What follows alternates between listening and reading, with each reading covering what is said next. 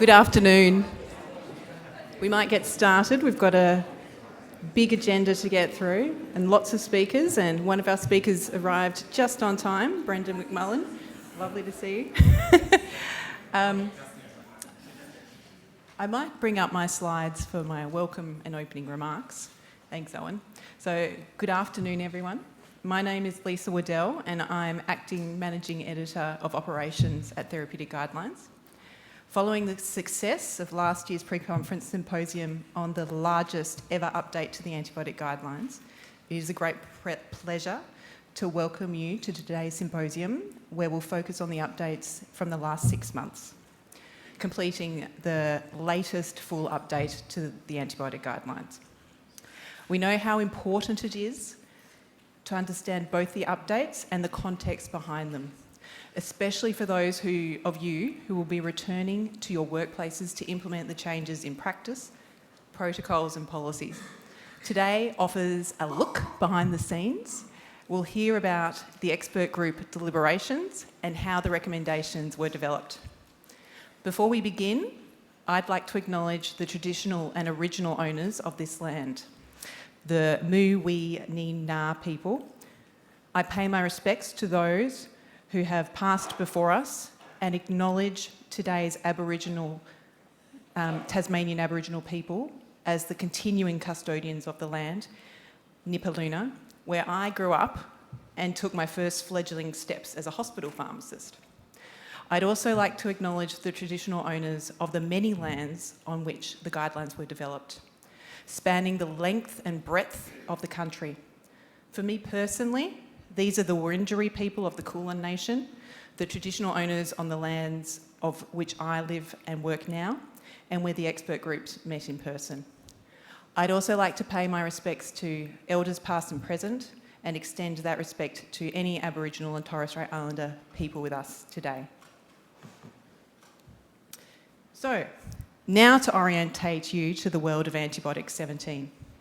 I'm sure many of you will have noticed that this update, released over the past year or so, looks a little different from previous updates.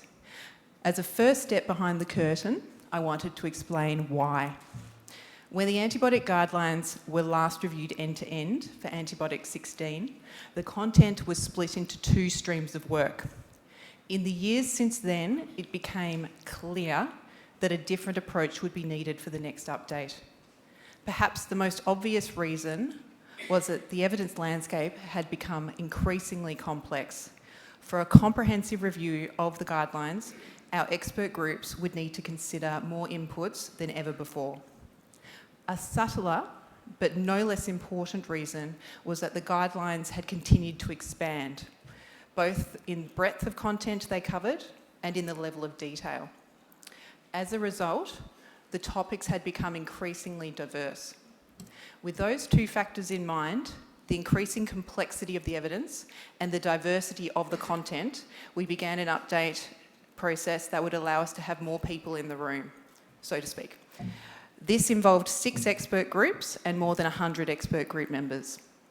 The names of the expert groups are necessarily arbitrary, but I think give an idea of how variable the required expertise might be for each of these streams of work. I won't go into the composition of the groups or the topics that they reviewed, but if you are interested in this, it's all available online. We also had multiple subgroups to support the decision-making process across these streams, including microbiology, pneumonia, and aminoglycoside subgroups.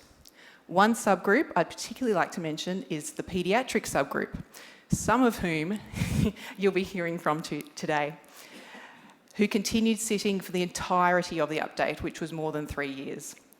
This subgroup brought together paediatric representatives from across the 6 sub-expert groups, including 10 paediatric ID physicians, 6 paediatric pharmacists, 1 paediatric emergency physician, and a paediatric respiratory physician. So this slide shows the publication dates for the work completed by each expert group. Last year's pre-conference symposium covered many of the significant changes in the March 2025 release, And recording of those sessions are available on the Therapeutic Guidelines YouTube page, and this QR code will take you directly to that playlist. Today, I'm looking forward to hearing from the experts who've worked on the content released from September 2025 onwards.